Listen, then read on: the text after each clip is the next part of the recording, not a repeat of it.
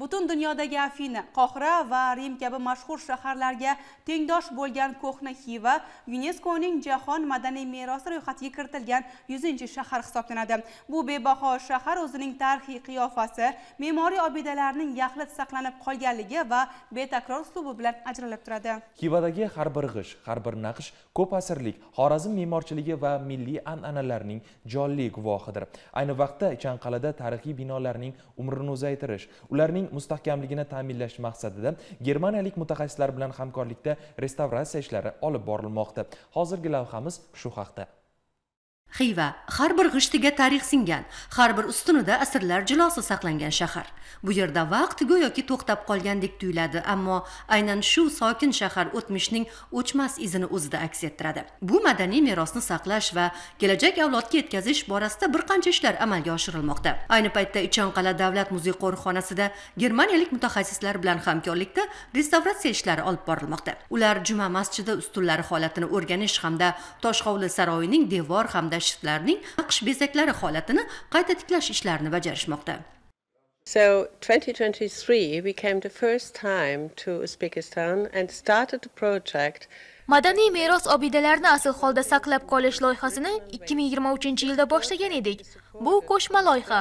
Ushbu loyiha Germaniyaning Ta'lim va ilmiy tadqiqotlar federal vazirligi tomonidan qo'llab-quvvatlanadi. Xorazm Ma'mun akademiyasi olimlari bilan hamkorlikda ish olib boryapmiz. Asosiy maqsadimiz barqaror, uzoq yillarga mos restavratsiya usullarini amalga oshirish. Har yili 2 haftalik seminar o'tkazdik. Xiva shahridagi UNESCO merosi ro'yxatiga kiritilgan Juma masjidi va Toshhovli saroyida ishlayapmiz.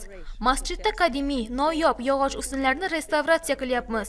Toshhovli saroyida esa shift naqshlari va devor rasmlarining asl holini qayta tiklash bilan shug'ullanyapmiz. Talabalarni ham bu jarayonga jalb etdik. Bu bizning so'nggi seminarimiz.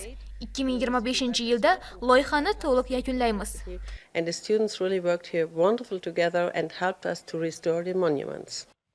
Xorazm Ma'mun akademiyasi olimlari hamda germaniyalik mutaxassislar ishtirokidagi bu jarayon aslida madaniy merosni asrashga qaratilgan xalqaro hamkorlikning namunasidir.